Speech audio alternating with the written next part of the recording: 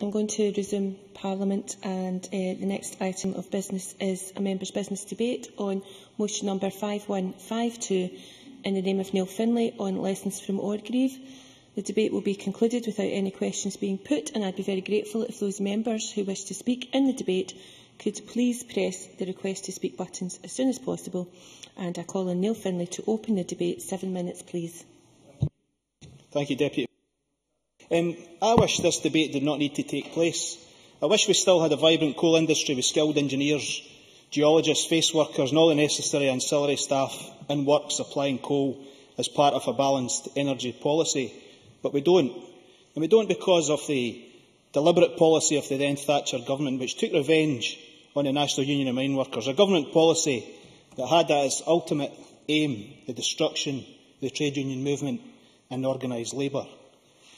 Excuse me. The 84-85 strike was without doubt one of the biggest socio-economic and political events of the second half of the last century, and its impact is still being felt across Scotland and the UK. Late last year, the Hillsborough inquiry reported. It exposed the alleged corruption, lies, falsification of witness statements by South Yorkshire Police. It exposed how officers are alleged to have perverted the course of justice to cover up their failings in relation to that tragic event. And that inquiry was followed by a BBC Yorkshire Inside Out documentary into events at Orgreave, South Yorkshire, one of the main flashpoints during the strike. That documentary again exposed how the police are alleged to have duplicated statements, had statements dictated to them by senior officers, perverted the course of justice and were responsible for a whole host of other unacceptable practices in relation to arrests and the recording of evidence and witness statements, all amounting to misconduct in public office. Such was the seriousness of these allegations, South Yorkshire Police referred themselves to the Police Complaints Commission for investigation, and we await the result of that investigation with interest. But it's these revelations from Hillsborough and Orgreave that has motivated me to bring forward this motion for debate today, because across the mining communities of the United Kingdom, people know about the politicisation of the police during the dispute. They know about the involvement of the security forces. They know about the snatch squads established to target individuals, usually influential trade union officials and activists. And they know that thousands of people were arrested on bogus or exaggerated charges. People like this miner who worked at Polkemmet in Whitburn. He was on a picket line and in a crowd a few rows back. He was pushed over by the police. He fell and was dragged off the road, arrested, charged and sacked. Or this miner, peacefully picketing at Hunterston Power Station, dragged from the crowd and charged with police assault. A man who is adamant that he did nothing wrong and has never committed a crime in his life. Or this man, a strike leader at Bilson Glen, targeted and picked out from a peaceful picket by a police snatch squad, again having committed no crime before or since. Or this man who worked at Castle Hill, and these are his words. He said, "I was in a village with 4 others when the bus went past carrying strike breakers." Well, he didn't quite use the term strike breakers. A group of kids 50 yards down the road stoned the bus. The police returned and arrested all 5 of us. We had nothing to do with what happened. And the next day, a 6th man was also charged, despite the fact that he was actually 3 miles away and in his bed at the time of the incident. The time only allows me to provide these few examples of the 1,400 cases, but there are many, many, many more. And of course, it wasn't just a criminal record that these people received. Over 200 were sacked and lost their redundancy entitlement, and afterwards found it difficult to get work, no doubt because they were blacklisted. And of course, these were the fortunate ones. Some men had nervous breakdowns, became ill both mentally and physically, or died as a direct consequence of these life-shattering experiences, all because of the crime of trying to defend their communities, their jobs and their right to work. So given what we now know about police activity in Yorkshire, I think we have a moral duty to look at that evidence and reflect on what happened here in Scotland. We have to ask, was it only South Yorkshire Police who appear to have lied and fabricated evidence? Was it only South Yorkshire Police who appear to have perverted the course of justice? Was it only South Yorkshire Police who duplicated statements that led to convictions?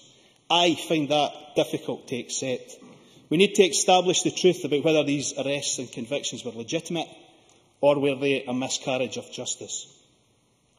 Since launching this campaign in December 2012, over 900 people have emailed the Cabinet Secretary for Justice and the Chief Constable of Lothian and Borders demanding an inquiry. Now, I know that the Cabinet Secretary was involved in the dispute and that he supported minors in Fife and elsewhere, and I congratulate him for that. He will therefore be aware of the allegations that have been made over the years since 1984. He will also have constituents in his own Edinburgh East constituency who are affected, directly affected, having worked at Bilson Glen or Monkton Hall. I hope, therefore, that he will reflect on this emerging evidence and use his own personal knowledge. And whilst individuals may indeed have to take their individual cases to the appropriate body, he could, as has been done in other cases where police misconduct has been suspected, such as the Shirley McKee case or the Chokar case, set up an independent review. He has the power to do so. There is a deep feeling that these convictions are unsafe and that there must be such an inquiry. The Cabinet Secretary has a choice, and can I say, the fact that he is not here today I find absolutely dreadful, and I think that will be noted across the mining communities of the country. He can use the powers of his office to do this, or he can do nothing. But we have to be clear. If he does nothing, this means that innocent Scots will live the rest of their lives as victims of an appalling, politically motivated miscarriage of justice. We need an inquiry. Thank you. This is a heavily subscribed debate. Speeches of 4 minutes, please. I call Siobhan McMahon to be followed by John Wilson. Thank you, Deputy Presiding Officer. I congratulate Neil Findlay in bringing this debate to the Chamber. It is vital that this matter is highlighted in this way and that the sentiments of the motion are progressed to the highest level. I know that Neil Findlay will not give up until this happens, and I can assure him that his colleagues on these benches will give all the support and assistance we can to make that happen. Having been born in 1984, I cannot remember the miners' strike of 84-85. Some would say that I am lucky in that respect. However, that miners' strike and the strikes of the 70s are not lost on me, and have gone a long way in helping to define my politics. Having lived in Lancashire all my life, I know how important the mining industry has been and continues to be in my part of the world. Be it Shotts, Harthill, Gitsherry, Greengayers, Allington or my own hometown of Belsill, Lanarkshire had nearly half of Scotland's pits in 1910 and continued to thrive until the last pit closure in the 1980s. As an MSP for Central Scotland, I am acutely aware that it was not only Lanarkshire who benefited from this industry. Falkirk also has a proud history in this field, with Larbert, Bowness and Derry, amongst others, being testament to that. My grandpa was a miner and was very proud of his profession. He was determined that his grandchildren would know the sacrifices men like him had made. This resulted in many family visits to summer leave when I was younger, something I know many families in Lanarkshire and beyond continue to do. My grandpa was working in one of the 2 pits at Auchingate in 1959 when disaster struck, killing 47 men and leaving many families and communities in Lanarkshire devastated, even to this day. This is a sacrifice that miners make. They give their lives.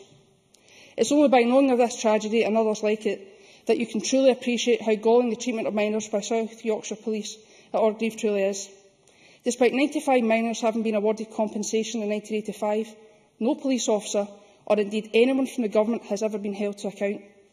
It's beyond belief that people were persecuted for simply taking part in their democratic right to strike. More than half of the country's mine workers chose to do so as a result of the significant job losses that were occurring at that time. Let's remember that 20,000 jobs were under threat at that time.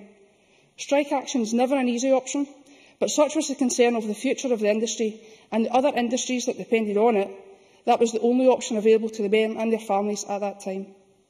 As Brenda Proctor, chair of the National Women Against Pit Closure, said, "I am proud to have been involved. It wasn't about money or hours or pay. It was about communities and jobs and the future of our children for generations to come." That is why I support those calling for a Hillsborough-type inquiry, an inquiry that must look at the whole of the UK. I don't believe that the incidents at Orgreave were isolated. Therefore, it is now time for the Scottish Government to take some action. The Scottish Government should not only add their voice to those calling for an investigation, but they should carry out their own investigation for those 900 minors who have already emailed Ken McCaskill and the many more that will follow. Too many minors have died with a criminal conviction to their name. It is for those men and their families that we should do all we can to clear their names and join our own loyalty parade, albeit 29 years on from the original events. I hope the Scottish Government will now do the right thing and order an investigation in Scotland. Thank you. Thank you. I now call John Wilson to be followed by Anne McTaggart. Thank you, Presiding Officer. Can I refer members to my register of interest? And may I also add my congratulations to Neil Findlay on initiating and securing this members' debate. I believe that it is extremely important to recognise, as in the motion's intention, the value of integrity of due legal process with regards to potential miscarriages of justice. Neil Findlay is right to identify what happened in South Yorkshire and the South Yorkshire Police referring themselves to the Independent Police Complaints Commission for investigation. There can be no doubt that after the allegations surrounding Orgreave and in particular Hillsborough, that there are indeed lessons for policing, not just in Yorkshire but elsewhere, including Scotland. This debate is important, as it should be remembered that the next year will be the 30th anniversary of the miners' strike. Scotland has an industrial heritage that was built on the work of miners in Scotland, and we must realise that we owe them a legacy that is open and honest.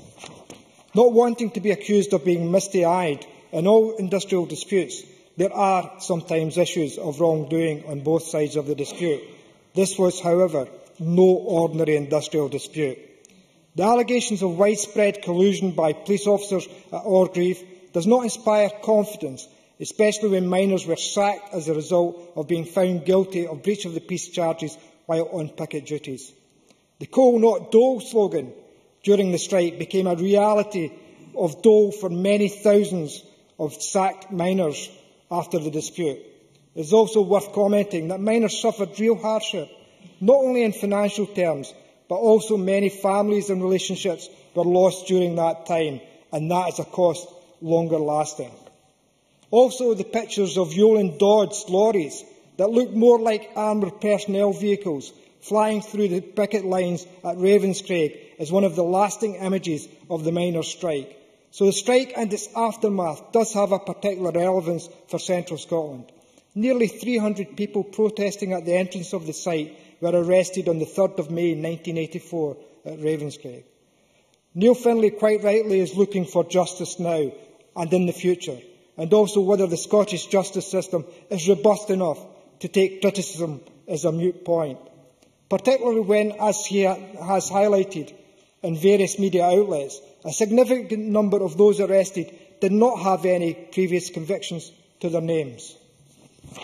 Therefore, I am somewhat encouraged that Scottish Government ministers have advised people that they can take grievances to the Police Complaints Commissioners for Scotland or the Scottish Criminal Cases Review Commission in terms of alleged miscarriages of justice.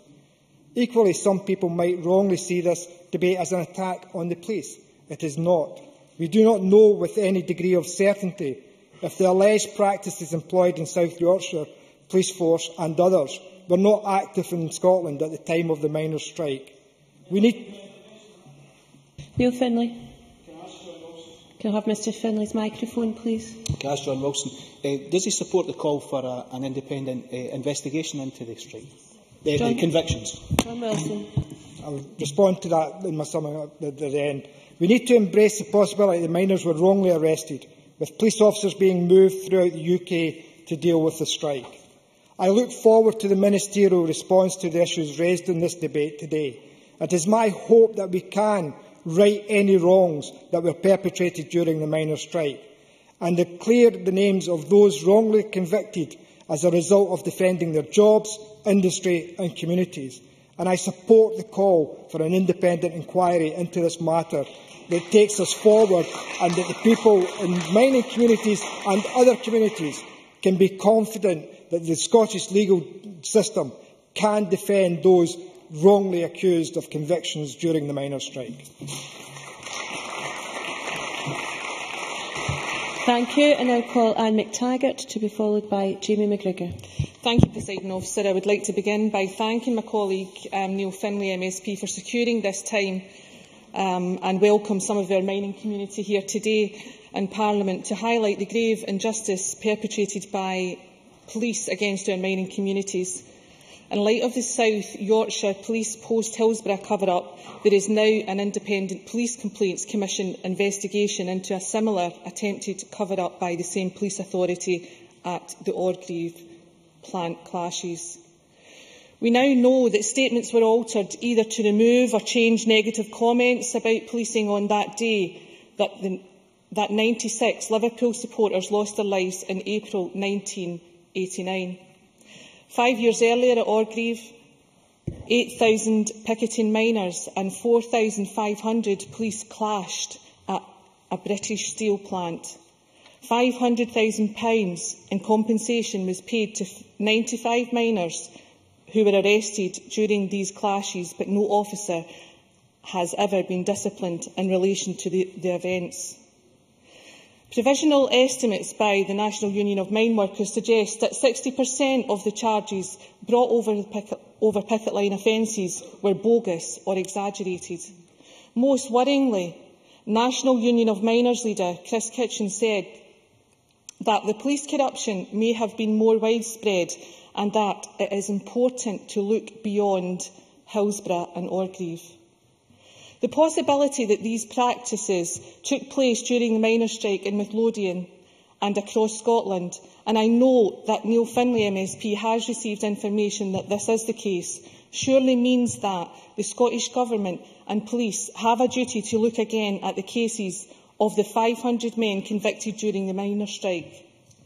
The allegations against the police, ranging from the fabrication and duplication of witness statements, perjury and misconduct in public office, may have led to the arrest of pickets on bogus or exaggerated grounds, and the Justice Minister's refusal to review the criminal records of these men is very disappointing.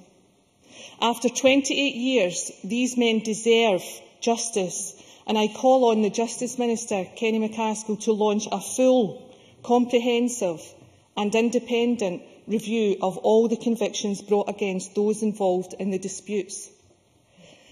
Those men who received criminal records inevitably found getting work after the strikes incredibly difficult, and this is the real human cost of these potential miscarriages of justice. I would urge any miners and others who were arrested and who feel that these charges against them were unjust to contact my colleague Neil Findlay MSP, and I applaud him again for all his good work in this issue. It appears that the true story of the miners' strike is just beginning to be told. I would also add that the creation of the new National Police Service, Police Scotland, it is as important now as it's ever been that we have proper scrutiny of policing operations. Whilst in Scotland we have not had the same scandals as the police service in England, the experience of picketers in Scotland during the miners' strikes shows us that we must never be complacent. Presiding Officer, in closing, I do feel passionately about this issue, given that I was born and brought up within a mining community, and I will await with keen interest the progress of today's debate and thereafter. Thank you. Thank you. I now call Jamie McGregor to be followed by Malcolm Chisholm. Thank you, Deputy Presiding Officer. I welcome the opportunity to speak in this afternoon's debate, and I find myself in agreement with much of the motion in the name of Neil Findlay, not all of it. The October 2012 BBC Inside Out programme, which alleged the fabrication of police reports concerning the Orgreave miners' strike, alongside the findings of the Hillsborough Independent Panel, are both very concerning and should be taken very seriously. They paint a worrying picture for the actions of South Yorkshire Police some time ago, and it is right that the English Police Force has referred itself to the Independent Police Complaints Commission for investigation. Now, the findings of the Hillsborough Independent Panel were truly shocking. and I welcome the announcement shortly after from the Home Secretary that a new inquiry will be held by former Durham Chief Constable John Stoddart. Hillsborough was a tragedy when 96 Liverpool fans died because of overcrowding and poor crowd management, and we now know that some of the police reports were fabricated. And I hope that from the forthcoming inquiry, lessons will be learned and the families of those who died get the information and the justice that they deserve. However, part of my difficulty with the motion is that Hillsborough was very different to what happened at the Orgreave, and that, if you will forgive me stating the obvious, neither event took place in Scotland. Orgreave was an illegal strike involving crowds of picketers, some of whom attacked and caused injury to police officers.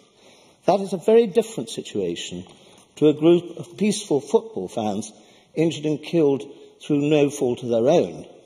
Additionally, there were no miscarriages of justice at Orgreave for the very simple fact that the cases of all those accused of rioting were dropped. While South Yorkshire Police agreed to pay compensation to some minors, it is important to note that no officers were disciplined for misconduct and no charges against the police were ever proved in court. Hold on a minute. The allegations at the time, as well as those broadcast during the October 2012 BBC Inside Out programme, remain allegations that have yet to be independently proven. These points are not to detract from the seriousness of the claims.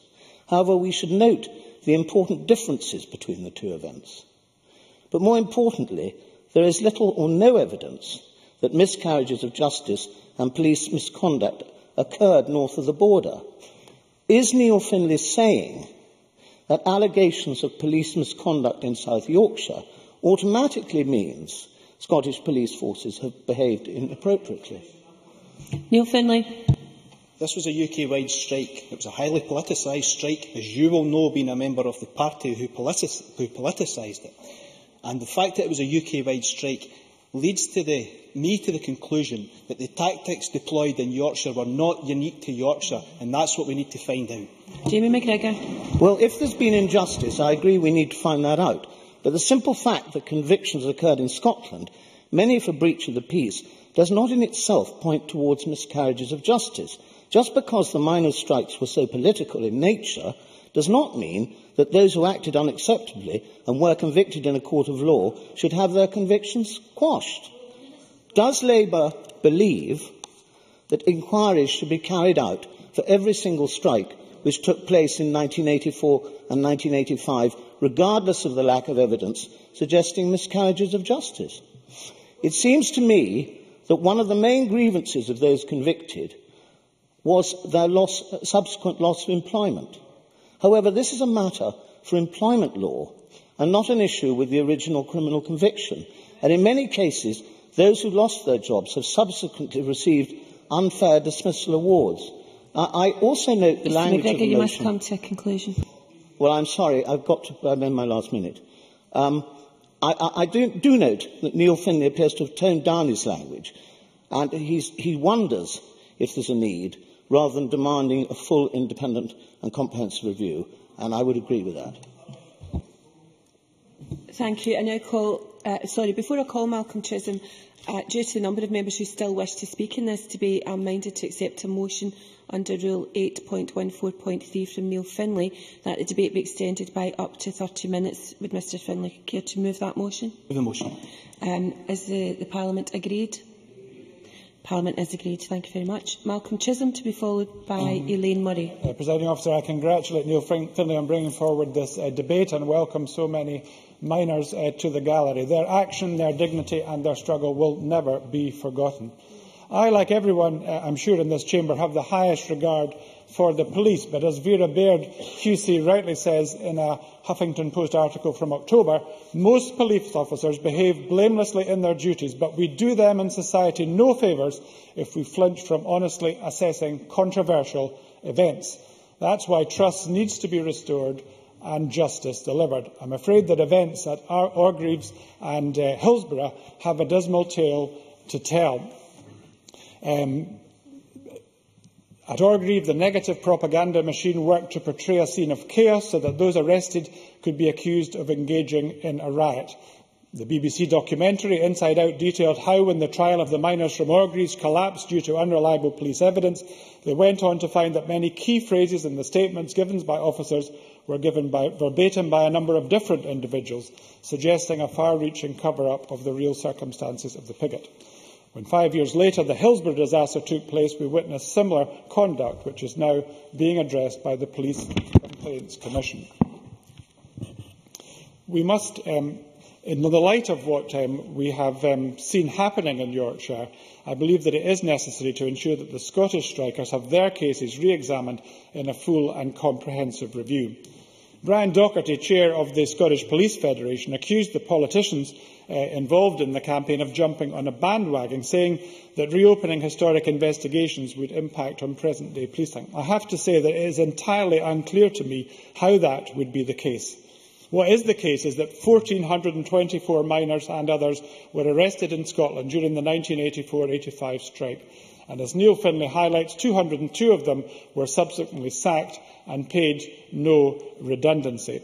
Those picketing legitimately and understandably in Scotland, people who had never committed an act of violence or aggression, passed through the prison system and emerged with convictions based on, what is in all probability, adulterated evidence.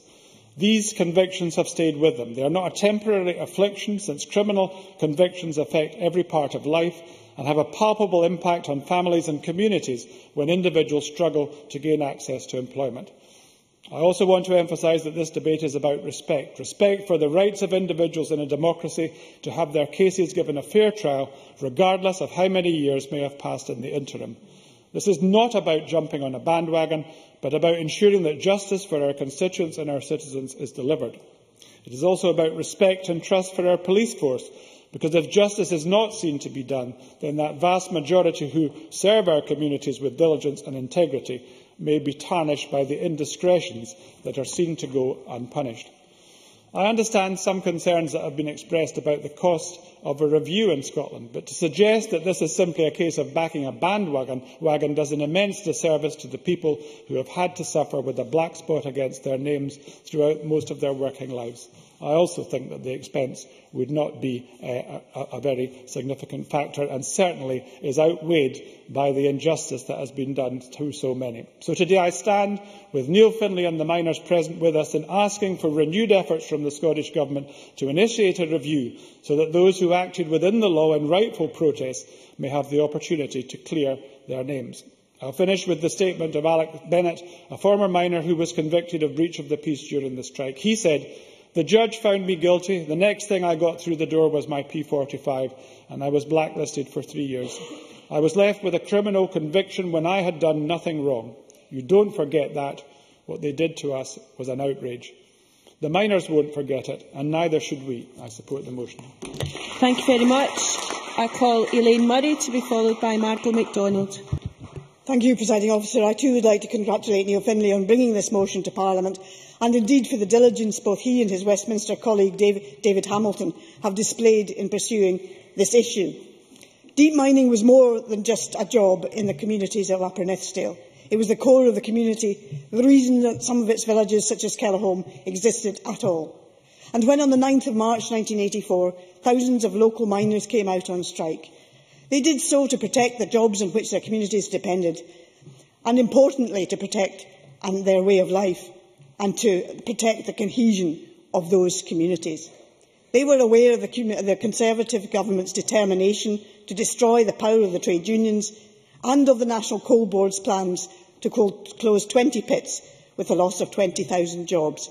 The NCB planned to develop a number of super pits, if we remember, using new technology with less manpower, a move which signalled the end of mining in Scotland, Wales and many parts of England.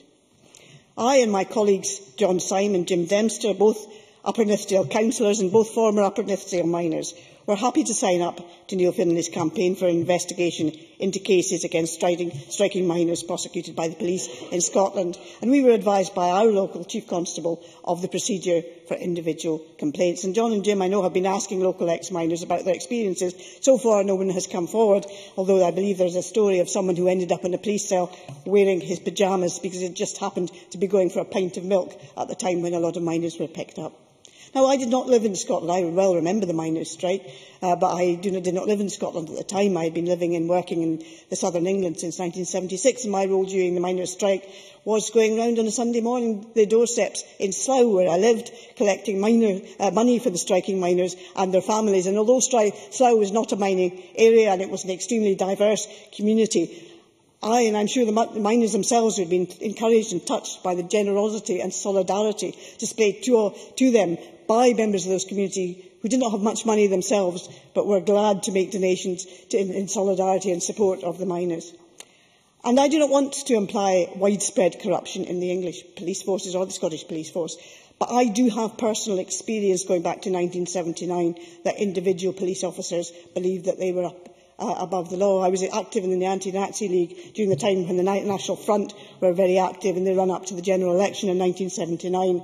And I personally, and some members may remember the death of Blair Peach, who 14 witnesses saw being struck by police officers, but that was never taken to court. The day before, I was in a demonstration in Leicester where I observed an agent provocateur encouraging demonstrators to throw stones and then being ferried off in a police van quite happily.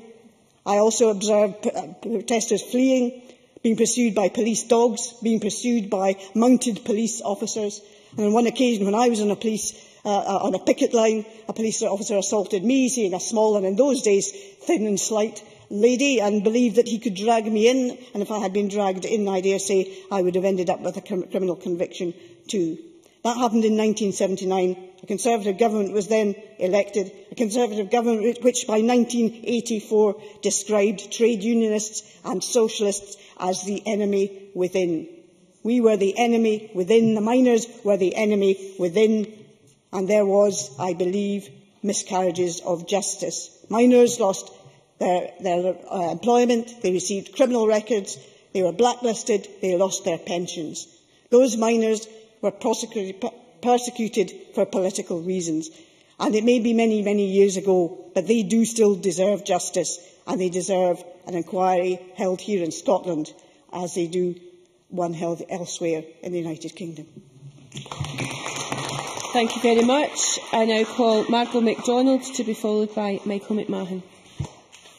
Presiding Officer, may I beg your permission to sit? It's not a very good day for me.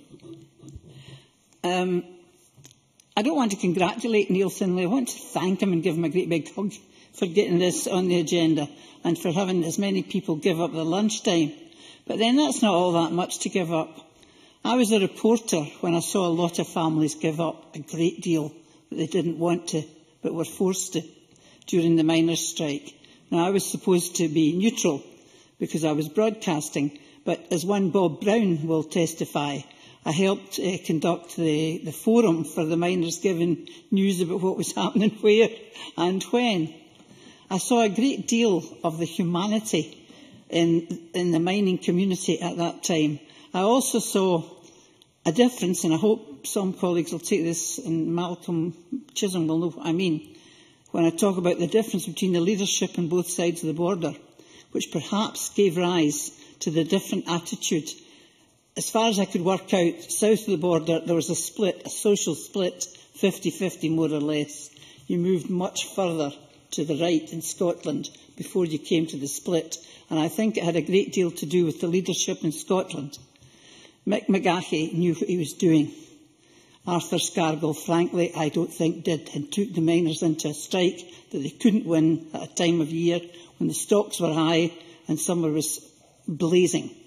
But that's in the past now. Why did it remain in the past for so long? Because we don't know cabinet secrets, and we don't get to know secrets like what happened in such an important social and industrial event as the miners' strike for about 20 years afterwards, when memories have faded just a bit and it can be tackled more objectively. That's why we are right to say we'll have an inquiry now. because you can get justice now, but you don't hurt people unintentionally. And just in evidence of how people were hurt unintentionally, it might sound daft, but this happened. I hope Jackie Aitchison doesn't mind me taking his name in vain, but he stepped over a line. The police wanted to have a line to keep the miners back, so someone got a bit of chalk and drew a chalk line in the road, and Jackie Aitchison, I think for devilment, stepped over it and back again, and he was lifted. Now that was stupid. That was futile if anybody was trying to pursue a line that would be respected by the miners. So there was a wee bit of a breakdown between the miners and the police, but nothing like what there was in Yorkshire, and for that we have to be grateful and I think acknowledge it, which is not to say that there are not genuine grievances that should come out in an inquiry and should be explained to people. So I'm very, very pleased to support Neil Findlay's motion. Thank you. Now call Michael McMahon to be followed by John Finney. Thank you, Deputy Presiding Officer. I'd like to join in congratulating Neil Findlay on securing today's debate. While it's not a good idea to revisit historical events in order to do nothing other than pick at old sores, there are some events which are important enough to re-examine in order to learn lessons and, if it is possible, to rectify wrongs. That's clearly the case with this issue, and Neil Findlay is absolutely right to ask the Scottish Government to consider looking into this matter in a manner in which the miners were policed in Scotland, and to clear the names of those who were criminalised for doing no more than engaging in industrial action in defence of their industry, their individual lives and indeed their heritage. In 1984, I was the GMB Union's representative on the STUC Youth Committee. Being part of that body helped me gain a wide knowledge and understanding of many domestic and international issues. Nothing taught me more, however, than what I experienced and learned in supporting the miners at that time. Hard as many of the lessons were to take, nothing angered me more than the way in which some police officers conducted themselves so badly across the country, but even more so in Lanarkshire, in dealing with the dispute there in my local community. A community divided between supporting the miners and protecting its steelworks at one and the same time. To this day I recall in horror the sight of sneering police officers waving £10 and £20 notes in the face of miners picketing the Ravenscraig steelworks to stop the scabbing Mule and Dodge lorries entering the complex, to break the tripartite agreement between the miners, the rail unions and the steelworkers. Well do I remember Tommy Brennan scuttling out of the community centre in Newmains to avoid the miners from Polkemmet Pit, lobbying him to plead with him to stop undermining their struggle by taking the scab coal being driven into the Craig each day. Seeing trade union colleagues so at odds with one another was not a pleasant experience. But what lives with me most is the litany of harassment and victimisation that was visited by my friend and fellow trade unionist who worked at Polkemmet Pit and whose life was made a misery by the local police in his hometown of Shotts. He was constantly stopped in his car as he drove about and regularly obstructed in the street as he went about his local community, drumming up support for the dispute. A young man who had never been in trouble with the police in his life to that point, but found himself with road traffic offences against his name and a string of trumped-up breach of the peace arrests carried out against him for no other purpose than to break his spirit and undermine his efforts to act as a committed trade union activist. I know that the police do a good job on the whole, and I value and support the efforts they make to secure our local communities. But there remains the ability for the power they wield to be a destructive force when it is allowed, or even directed, to be unleashed against groups in society who are deemed to be a threat to the designs of the government of the day. We need therefore to look back at what happened during the miners' strike, to learn the lessons of history so that we do not allow them to be repeated today. There can be no justification for individuals and groups, other than those who may genuinely pose a direct threat to the security of our country, for being subjected to surveillance. No one should face trumped-up charges and organised police harassment in Scotland today for having no more than political views which do not suit the government of the day. To show that we know that those lessons have been learned, we must say to those who were wronged during the miners' strike that we know this to be the case and that the stains placed upon them by those past mistakes are to be removed. We need the inquiry Neil Findlay has called for. Nothing less will do, Minister. Thank you. I now call John Finney to be followed by Helen Eadie. Thank you, Presiding Officer. I too congratulate Neil Findlay in bringing this matter to Parliament. It's important for everyone elected to represent the public to articulate the concerns in their communities, and the genuine and heartfelt concerns are properly being addressed today. The motion poses the question, can lessons be learned? Well, clearly they can be learned, and I'm not going to go over a lot of them. I'm going to perhaps approach it from a slightly different and perhaps, given Graham Pearson not being here, a unique position of, as a former police officer and full-time official of the Scottish Police Federation, where my role was to defend people accused of misconduct and disciplinary offences. What's been alleged here is serious offences which would be out with that particular remit and rightly dealt with by the courts. Now, I certainly wouldn't condone any wrongdoing, not just on a personal basis, because it would undermine the whole fabric of the criminal justice system. There's 1,424 arrests. That's a significant number. Were they all superbly executed? I think that highly unlikely. Charges, and in Neil Findlay's questionnaire he asks about fabricated, bogus or exaggerated charges. Clearly that's possible. There's high emotions. Targeting of strike leaders, I found perhaps the most concerning aspect, and when we hear of the pernicious influence of the UK security services, the people who decide who the goodies and the baddies are, and the subsequent events about blacklisting, then I think that there's every likelihood that was the case. Now, I'm very keen to defend workers' right to strike. I personally favour the reversal of some of the anti-union laws, secondary actions, picket numbers and locations. And I think we must try and look ahead. The situation in Scotland was different from South Yorkshire, but the situation in North Yorkshire was different from South Yorkshire. And the influence of the Metropolitan Police, I have to say a negative influence, was often a factor there. There was, however, UK coordination, and people will say that it was about mutual aid, about communications at the time, but there was very, very clearly politicisation of the police role, and that causes understandable concern to many, myself included. I have a number of queries about a review of all cases. I certainly favour, and I have discussed this very briefly with Neil, the due process being exhausted, and that has been outlined.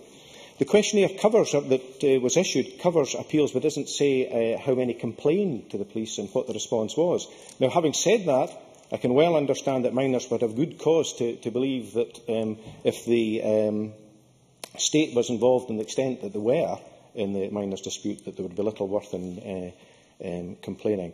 I wonder what form a review would take. I wonder, would witnesses be competent, compellable? The right to not self-incriminate, which would apply to not only police officers but minors as well. The relationship with the criminal justice system, which can't be bypassed. If someone has done wrong, it's not a review we have courts to serve that. The right to defend accusations levied if someone's dead, and that applies to officers and mine workers. Now, I'm not reticent at challenging the authorities indeed have been pursuing the issue of how one would make an individual complaint against the Lord Advocate acting as an individual. Do I accept there are issues to be addressed? Yes, if the process is exhausted. Do I think a review of the whole event would help? Well, clearly, given what we've heard, yes. Do I support an independent inquiry? Well, it would depend what it would mean. My personal preference is for clarification of events rather than incrimination, recrimination, I should say. And events elsewhere, whether that's the north of Ireland or South Africa, show the benefit of truth and reconciliation. I think that might be very challenging in this particular instance. Clearly, the concerns that have been voiced are not going away, and for that reason, I would now review my position and support an independent inquiry. Thank you. Thank you very much. Can I remind members to speak through the chair and to use each other's full names? I call Helen Eadie to be followed by Drew Smith. Thank you very much, Presiding Officer, and I too support the call for an independent inquiry, and I congratulate Neil Findlay for his work in this regard and pledge my support to him in anything that I can do to help from the five collieries. And we have to remember, over the years, there was a particular culture, and at that time, Maggie's Army was the nickname given to the police across the United Kingdom because of the politicisation that John Finney has just spoken about. And I congratulate him on his contribution. And the only thing I would disagree with would be his conclusion that there shouldn't be an independent inquiry, because here we're talking about criminal records that will be on people's records for as long, and that should be really cleared. Yes, John Finney. Excuse me, just for clarification to the member, my conclusion was that for all the reasons outlined, there should be an independent inquiry. Thank you for that clarification. And we heard last Saturday heard from the miners who were lifted from Cymru and other pits across Fife on some of the bogus charges that they had then, and the type of situation that Margaret MacDonald described in the area where she was working was exactly the same as was happening in some of the Fife collieries at the time. And there was this culture of state manipulation of the police, as we've heard.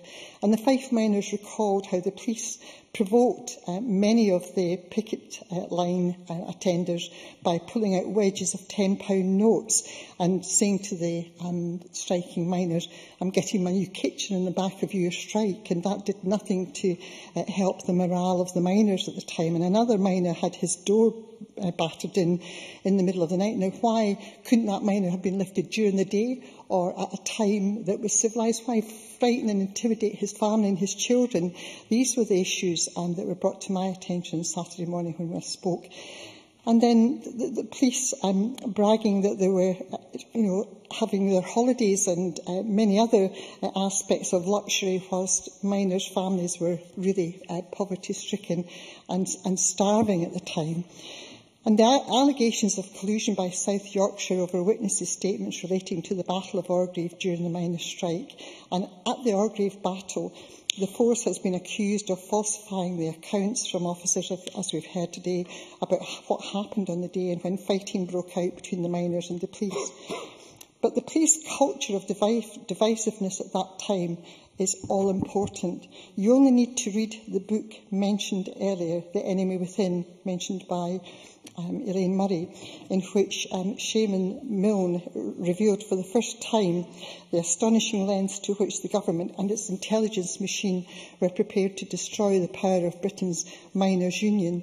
There was definitely the enemy within. It was the secret services of the British state operating inside the NUM itself.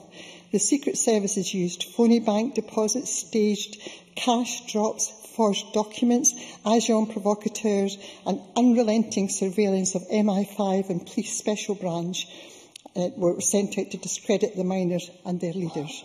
I support Neil Findlay, as I said earlier, and I think this is a really important topic and something that we should not lose sight of in the months to come. Yes. I thank the Minister for taking intervention. Personally, I welcome the response, which was reported last week, of a test case to be lodged with the Scottish Criminal Cases Review Commission. This body can look into whether miscarriages of justice have taken place. Does the member think that this is a good idea? Well, it's one step in our journey, and it's something that we need to reflect on once we know the verdict. On the first day of the strike, I started to work in the High Valleyfield social work office in my capacity as a newly appointed manager of West Fife Enterprise. And I saw first hand, and there was no better place to hear about the almost instantaneously, blow by blow, the moments when miners on picket lines were lifted. Former miners who were lifted in these days are still able to tell of their experience, and I had inside comment too from my father-in-law, who had been a minister under Tony Benn's team.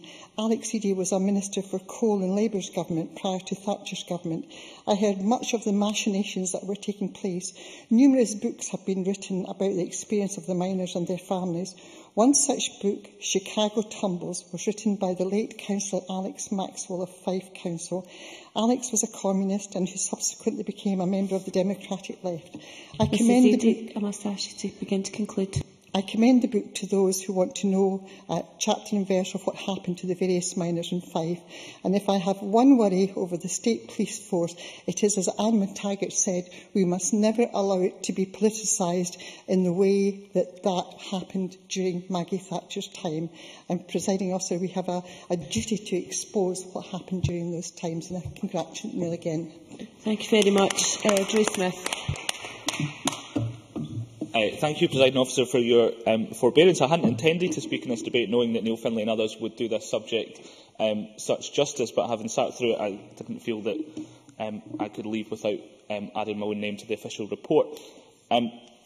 Much like Siobhan McMahon, I don't remember the 84-85 strike well, although being a bit older, I was around it. I was born into a prosperous town in the West Lothian coalfield at that time. Prosperous, perhaps overstating it, but a town where We had in Whitburn with the Chemic Colliery, Levi's, British Leyland along the road. And as a toddler at the time of the 84-85 strike, I often think about the changes that were going on in the world, and the trial for parents and for families bringing up children in those communities, knowing that the world that they had enjoyed seemed to slowly be disappearing away from them, and that the life chances of my generation and those that came after me were about to change so much, and change they still are in those communities. I had many members of my family who were minors, and I won't list them all.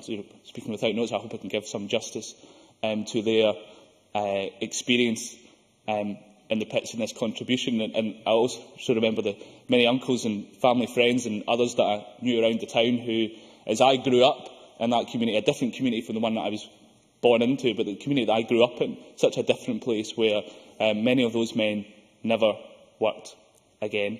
And one of my proudest debates to take part in when I joined this chamber, and I was glad that my grandfather, who was a miner, was able to see me elected here, and he spoke to me about this debate, was the Upper Clyde Shipbuilders debate, one of the very first debates that I took part in this chamber. And we celebrated the success of men and women taking part in an industrial dispute to save their industry, to transform the life chances of their families and their communities, and so they did in the Clyde, and we're proud that we're still building ships in the Clyde as a result of the stance that they took. All for the miners, that they had been able to achieve the same, but the dignity of their fight is no less because they were unsuccessful. I think that at this particular time, and I see that the Minister has been taking notes throughout this debate, and I know that she's perfectly capable of throwing away the speeches and remarks that the Cabinet Secretary has made on this matter before now. And if she does take the opportunity to recognise that at the time when we are creating a new police force, Police Scotland, now is absolutely the time to examine, particularly in the case of Lothian and Borders, whether or not there is a case to answer, and that we make sure that we set up this new police force that can genuinely police by consent in these communities, and know that the charges of the past have been answered. This was absolutely a UK dispute. I had uncles in South Wales involved in the 84-85 strike, and the issues there will be similar. I have no doubt that the collusion that went on in the strategies of police forces around the UK would have been similar, and there would have been some element of coordination from the centre. I just don't believe that there could not have been. And I would say this is probably the biggest remaining sore in industrial relations in Scotland. It's unique in that sense, but we need to make sure it's unique. We need to make sure that this can never happen again, and that is why it is right that we have an inquiry at the outset of the set-up of Police Scotland. And the last thing I would say, Presiding Officer, is simply this. I think we need to reflect on what side of history we are on. I think the right side of history will see this dispute thoroughly examined and people held to account.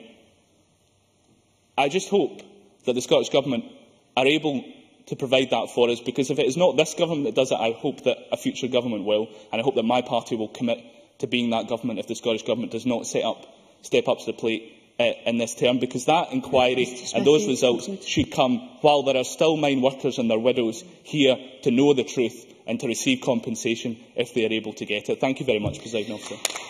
Thank you very much. I now invite the Minister, Rosanna Cunningham, to respond to the debate. 7 minutes, please, Minister. Thank you, Presiding Officer. And can I too congratulate Neil Findlay in securing this debate today.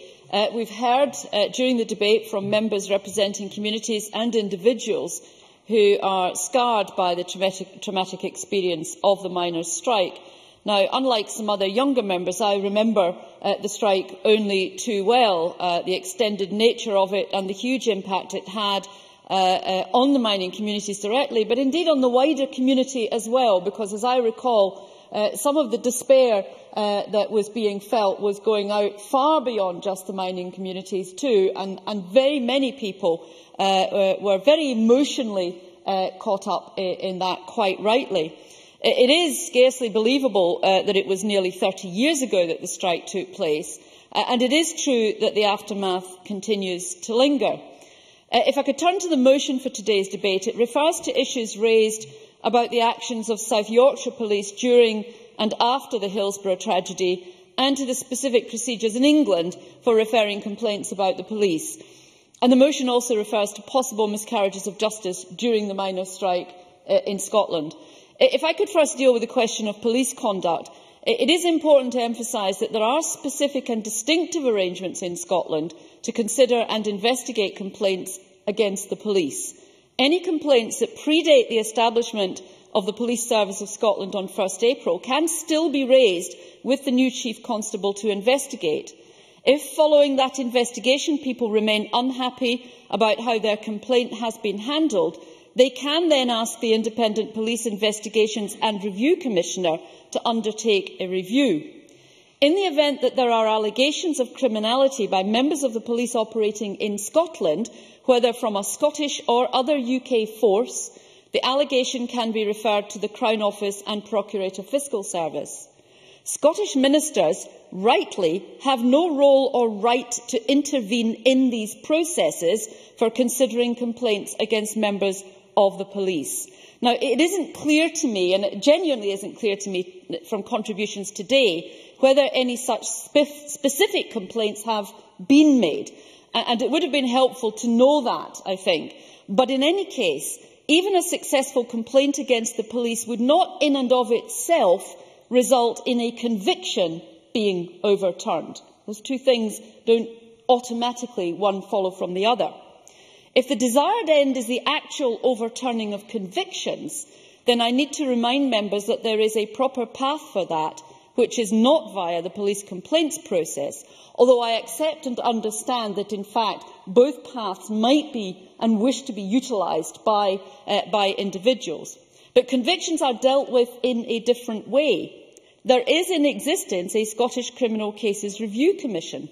The crucial role of an independent Criminal Case Review Commission was recognised by the then UK Labour government back in the late 1990s, with the Commission being established in 1999, and it provides precisely the route and potential outcome that I presume Neil Findlay is seeking, that is the possibility and capacity to actually overturn criminal convictions. Neil Findlay. Thanks very much.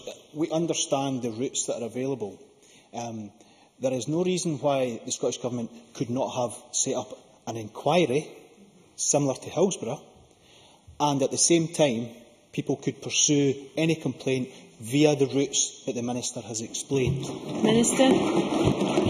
Well, I think what he's asking for is rather more difficult to establish for some of the reasons that John Finney outlined. When you have an inquiry like that, and I'll come back to mention, because I think the member did mention a couple of specific examples of what he was talking about. I'll come back to mention them later. That does not necessarily deliver the result that the member is looking for. It is the Commission that has the responsibility in our system to investigate potential miscarriages of justice. And it operates entirely independently of our courts, of the police, of prosecutors and Scottish ministers, and that is as it should be. Michael McMahon. Could I have Michael McMahon's microphone, please? In previous sessions of this Parliament, we've had similar arguments from the previous administration in relation to calls for an inquiry into abuse at care homes. The government at the time said, for all the reasons that the Minister is saying, that how difficult it was to do this and no outcome would be forthcoming. But eventually, the government relented and an inquiry was held. There are precedents in this Parliament for that to happen, and it could be done on the same basis. Minister. I think absent any indication that there have been any specific complaints made within the police or to the police, absent any. And again, I'll come back, if I have time, come back to it, about the possibility of going to the Commission. That there hasn't even been, as yet as I can understand it, any specific attempt to use the current processes that are available. I really must get on. I've only got a minute and a half left. I'm sorry. I will extend your time if you need it, Minister. Thank you. Right, I'll take another intervention. Thanks very much. So, Minister, just so I'm clear, Minister, if complaints come forward and they are being accumulated as we speak, then we may be in a position for you to agree to have an inquiry. Is that what you're saying? It's not what I've said, and I think Neil Findlay ought to be careful when he's listening. And you know, it is about using the existing processes that are available to people to pursue either complaints against the police and or miscarriages of justice and an attempt to overturn convictions. Ministers cannot overturn convictions, and if overturning convictions is the required end, that is not something which it is capable of a government minister to do. Now, it is right that members raise awareness of important concerns being raised within their communities. Can I just make some progress here? And we've heard that done eloquently today by Neil Findlay, by a whole range of members, all talking understandably and eloquently about the history of this, about the impact on communities and individuals, and about the lingering anger and resentment about what has happened. But it is also important to be clear that we don't want to go back to the time before we had the Commission, when government ministers did then have a direct role in deciding whether to quash criminal convictions. Ministers simply do not now have the power to quash convictions. That was not a healthy or appropriate state of affairs, and it is far better having an independent Cases Review Commission which has completely depoliticised this critical part of our justice system. The Commission... No, I do want to get on, but I've taken 7.5 minutes already and quite a few interventions. The Commission has a special power to refer the case back to court for an appeal for cases that otherwise have exhausted the normal legal process. And they will refer cases when they consider a miscarriage of justice may have occurred and that it is in the interests of justice to refer the case for an appeal.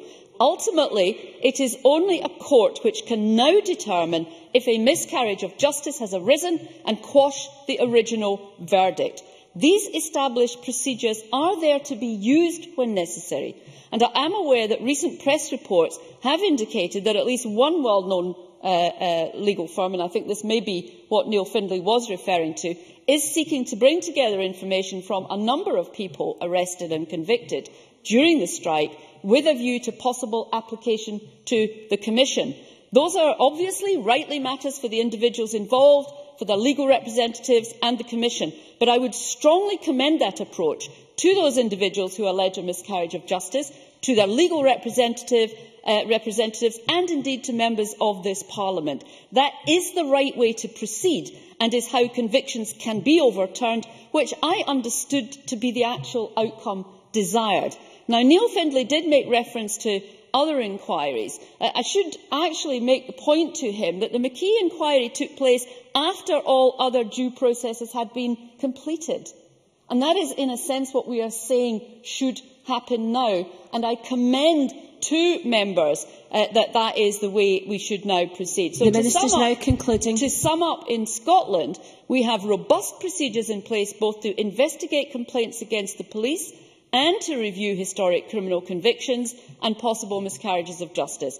We should rely on these tried and tested impartial processes to be used as needed. Thank you. Thank you very much. That concludes Neil Findlay's Members' Business Lessons from Orgreave. Before I suspend Parliament, can I just apologise to the Minister and members for the delay in starting this debate. I have asked for an explanation of what happened with regard to clearing the visitors' gallery and bringing in those who had tickets for this debate, and I do once again apologise for that. I now suspend this meeting of Parliament until 2:30 p.m.